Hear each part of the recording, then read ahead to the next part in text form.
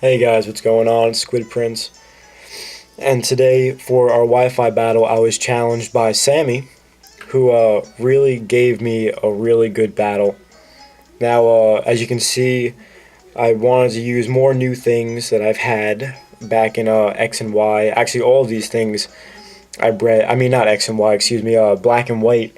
All of these things I bred in black and white, and back in black and white, I really wasn't into battling in Wi-Fi as much as I'm getting into it now. So it's almost kind of like their debut. Like all Pokemon that I'm using are like debut pokes now. But I have my Aggron that I can now turn into Mega Aggron. I have my Executor, who is proved to be a monster. I have the Life Orb Moxie Honchkrow, my defensive Cofagrigus. Actually, this Swampert I made was meant for doubles. I used to play doubles with Swampert and Kangaskhan combo, and this was actually my double Swampert. Ooh. And that's a train, if you didn't hear it. The the train tracks are actually literally like right behind our dorms, so that's a nice little thing we get to hear pretty much every day. But you get used to it. And finally, I'm running Typhlosion with Eruption. However, I'm not running a Scarf Typhlosion. I'm actually running Specs. But it works out well because I like not having to rely on full health for Eruption. I figure with Specs, I can still hit him with a Fire Blast and still do good damage. But looking at my opponent's team, he has Greninja, which is always a big threat. The Gliscor, which is, you know, Stally. We have the huge wall in Mega Venusaur, the always aggressive Talonflame for its revenge killing, big threat in Azumarill because it's Azumarill, and his T-Tar. So let me show you what's up. Now, my plan to begin this battle is to lead with my Aggron. Now, this set for Aggron, also known as my Sgt.Pepper, which is, if you like the Beatles, you'll get that reference. Now, it's an option where if he were to have led with Greninja, I would have not Mega Evolved, so I would have had my Sturdy live to hit and then gone for a T-Wave. Because this set is actually T-Wave, Stealth Rocks, Earthquake, and Iron Head. And I don't know, I like it because I'm allowed to paralyze something, just like the T-Tar here. And I went for Paralysis just in case he was a Mega and decided to go for Dragon Dance. But really that set is for like going for a T-Wave and then going out and setting up Stealth Rocks. But he ends up Dragon Tailing me out into my Swampert, which is great for me.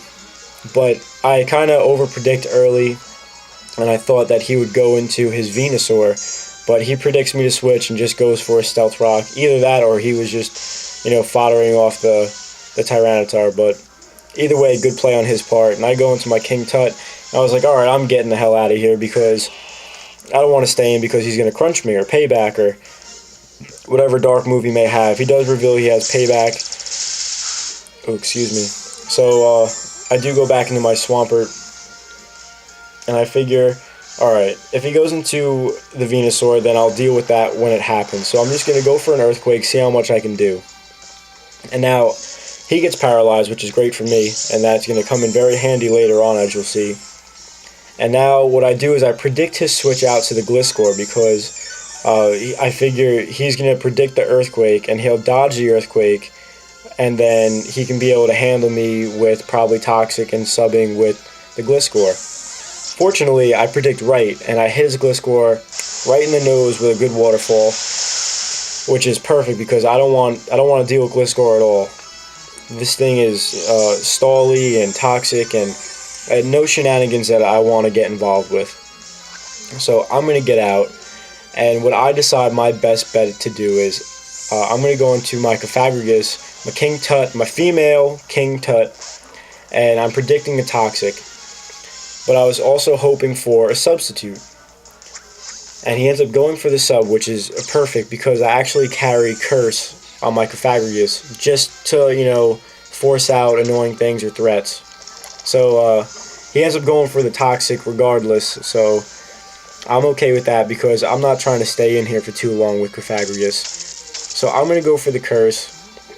I do have my Citrus Berry to help me get a little bit of health back. But the thing is, even with the sub up, Curse is still afflicted. So he took down 25% of his health, got about 12% back with the Poison Heal, and then he's going to lose 25 on top of that.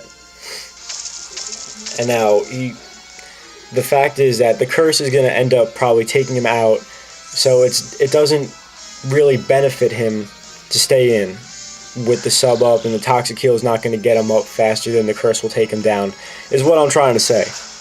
So I'm like, alright, I'll just go for a Shadow Ball on whatever wants to come in. He ends up bringing the Greninja in. Now, that's alright because I'm trying to think of what ways I have to deal with the Greninja after he takes me out. So he does. He ends up taking me out. I'm at revengeable range, and he also reveals to me that he's running a Life Orb. Now, my plan at this point is I want to bring Sgt.Pepper's back in because I know I could at least take a Scald because I do have the Filter ability, a Mega, Max HP, and all that happy stuff. Now what I want him to do is attack me so that I can go for a T-Wave now. And now his Greninja is pretty much, crippled for the rest of the match. He has no speed, and I can now hit him with anything on my team. Now, that's very key. And I figure I'll take advantage of that he's paralyzed now, and set up my Stealth Rocks to help me out later for when the Talonflame comes in, so he'll be down to 50% of his health. So he finally takes me out with the Scald, and Mega Aggron did phenomenal. That is very clutch plays right there, very key points to this matchup. Now I end up bringing in my Honchkrow number 9, and I don't know why I named him number 9, but actually I do. Wow, this game has a lot of Beetle references because there is a Beetle song called Number 9. But I end up going for a Brave Bird. I figured if he wants to bring the Gliscor in, it should be at low enough health where a Brave Bird will be able to take him out. And now I'll get the Moxie boost. I get a little recoil damage on myself. And now I'm thinking in my head he's probably going to end up bringing in his Talonflame. But he ends up bringing in his Azumarill. Now, this part is he ends up not going for the Aqua Jet. I was just going to stay in and fodder off my Honchkrow. But I guess he was predicting me to switch out and either go for a Belly Drum or a Waterfall on something that wanted to come in. But lucky for me, he doesn't Aqua Jet, and I end up getting a huge Brave Bird off and taking out such a tremendous threat. Now, I'm at +2 with Life Orb. I didn't think I was going to live, so what I wanted to do was I wanted to save Honchkrow to help me take care of the Venusaur later. However, huge thing is I forgot that Stealth Rocks were up, and I am below 25%, so my Honchkrow is done for. So he ends up going for the Brave Bird, which I should have just foddered it off, not even thinking. And then, after I was foddered off, bring the Swampert in to take the Brave Bird and then Waterfall after. Lucky for me that I brought my double Swampert because I actually carry a very specific move that's going to help me right here, and that's Protect. Now this is going to help me get a little bit more leftovers health and hopefully be able to take a Brave Bird, because if I can't take a Brave Bird right now, then I'm in deep trouble, because how else am I going to deal with this?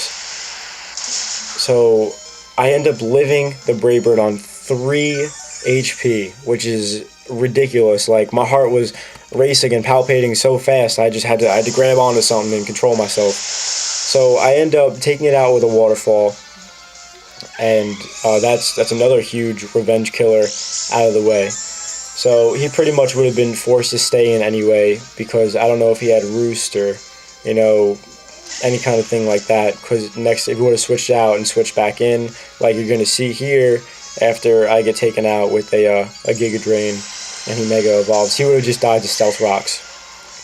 So he ends up bringing the Mega Venusaur in, I figure I'm just gonna stay in and let him take me out, and then I can get a free switch into Honchkrow was what my original thought was. And then when I bring it in, I realize that stealth rocks are up, and I can't do anything about it.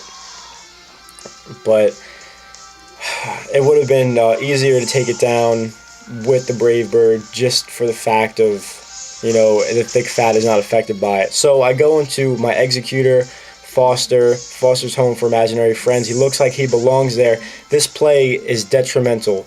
He predicts me to go for the Psychic, and what I do is I actually go for, I'm just going to let it happen. I want you to see this. His ability is Sandstream. Abilities go before moves. I come back with a Sunny Day, win the Weather War right here, and now my only grass move I have on this is Solar Beam. So now I'm able to get off a Solar Beam and take out the Tyranitar, which he could have, switched into his Greninja or back into the Venusaur so that he could have brought up his Tyranitar back in to set up the sand and then stop my reign of sun, if you will. So now the Weather War is mine. T-Tar's down. He ends up bringing in the Mega Venusaur, and my other stab just so happens to be Psychic, which he is weak to and does not have any other resistances such as like thick fat or something to cut down how my attack will affect him. And his last Pokemon ends up being Greninja, which is paralyzed, but he wouldn't have outsped me in the sun anyway. And Executor coming in huge with the Sunny Day to cut that T-Tar down. But I thought this was a great battle. A little bit of forget me stuff like the Stealth Rocks with the Honchkrow, but I thought it was a great battle. Sammy, good battle. I hope you guys enjoyed it. I enjoyed it. If you liked it, leave a like because I love likes. Tell me what you thought of it in the comment section below.